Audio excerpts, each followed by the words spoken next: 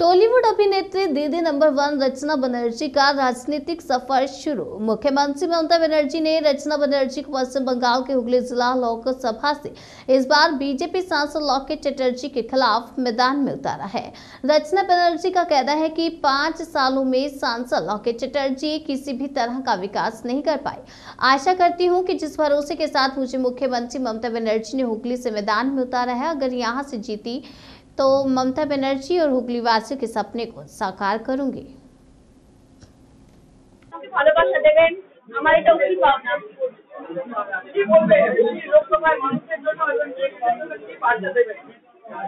হুগলির মানুষের পাশে এসে দাঁড়িয়েছি। আশা করি যে আশা নিয়ে দিদি আমাকে এখানে পাঠিয়েছেন সেই আশা আমি পরিপূর্ণ করতে পারবো, ওনার মান সম্মান রাখতে পারবো এবং হুগলির মানুষের পাশে দাঁড়াতে পারবো।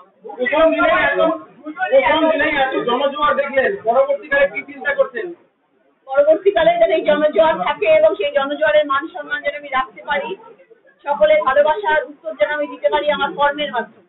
দিদি যদি হুগলি লোকসভা কেন্দ্র থেকে হুগলির মানুষ আপনাকে জয় করে দিল্লিতে পাঠায়, প্রথম লক্ষ্য কি হবে আপনি হুগলিবাসীর জন্য? প্রথম লক্ষ্য তো এটাই হবে, পার্লামেন্টে গিয়ে আমি আমার জায়গা হচ্ছে হুগলি নিয়েই কথা বলবো পার্লামেন্টে। আচ্ছা, দিদি নাম্বার 1 থেকে একদম রাজনৈতিক ময়দানে নতুন অভিজ্ঞতা কি হয়েছে আজকে সারাদিন ঘুরে? দারুণ অভিজ্ঞতা, ভীষণ ভালো এবং সেটা ভীষণ ভালো অভিজ্ঞতা। এবার কি হুগলি নাম্বার 1 হবার ইচ্ছা আছে? যদি মানুষ করে দেন। আপনি কি বিশ্বাস করছেন? আপনি তো আজকে সারাদিন ঘুরলেন, কতটা মনে হচ্ছে, কতটা আশাবাদী? আমি তো ভীষণ রকম ভাবে আশাবাদী, আমি এতটা আশাই করি যে মানুষের ভালোবাসা পাবো। তো তাই জন্য আমি ভীষণ খুশি এবং আজকে রাত্রে কি আমার লাস্ট কয়েকদিন খুব টেনশনে ছিলাম যে কি হবে, কিন্তু আজকে রাত্রে আমি খুব ভালো করে ঘুমাবো।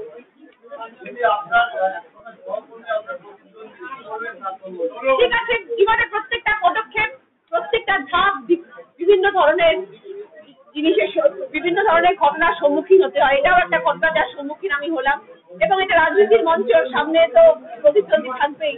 সে চেনা প্রতিদ্বন্দ্বী, সে ভালো কথা। কি হয়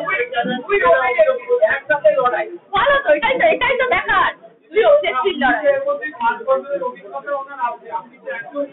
একদম, সে রাজনীতিতে অনেক বেশি এক্সপিরিয়েন্স, সে এমপি হয়ে রয়েছে, তার তো আমার থেকে অভিজ্ঞতা অনেক বেশি। আমি সেই ব্যাপারে কোনো রকমের তার সাথে লড়াই করতে চাই না। আমি আমার জায়গায় ঠিক, আমি আমার মানুষকে ভালোবাসা দিয়ে মন জয় করব।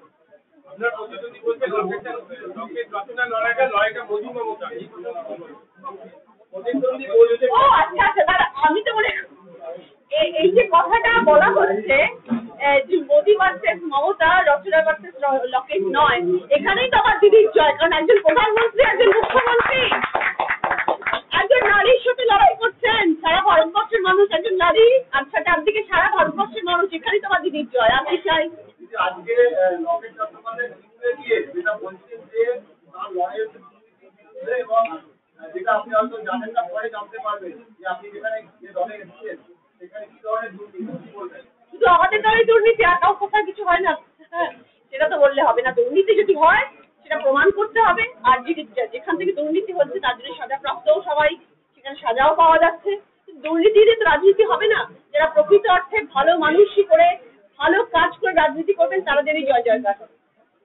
এখন সবথেকে বড় ইস্যু এখন সন্দেশখালী, কি বলবেন সন্দেশখালী নিয়ে? সন্দেশখালীর প্রতিটি মানুষের পাশে আমি আছি।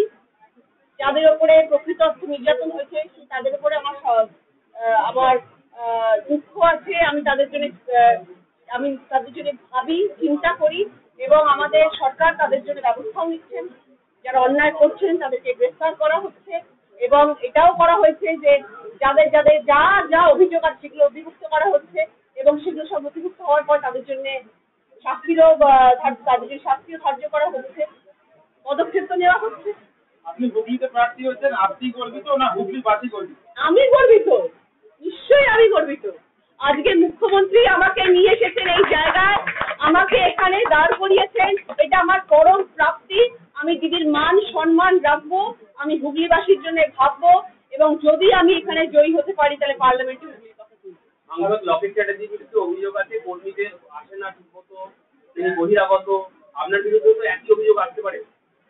আসতে পারে, আগে সেই জায়গাটায় পৌঁছাই, তারপর তো কোনটা ভবিষ্যতে হবে সেটা নিয়ে এখন কেন আলোচনা। আগে আসুক সেই সময়টা, তারপর আপনারা দেখে নেবেন কে কি করছে।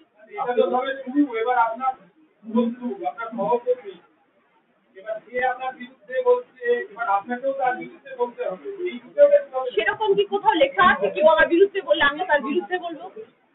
তাহলে তো মানুষের কোনো তফাৎই নেই, সবাই তাহলে একই দলে আমরা ঘুরপাক খাচ্ছি। তা তো নয়। লোকসভায় জিতলে কি এখানকার মানুষ আপনাকে প্রতি পদে পাবে? নিশ্চয়ই পাবে, নিশ্চয়ই পাবে। আমার তরফ থেকে যতটা দেওয়ার আমি নিশ্চয়ই দেওয়ার চেষ্টা করব।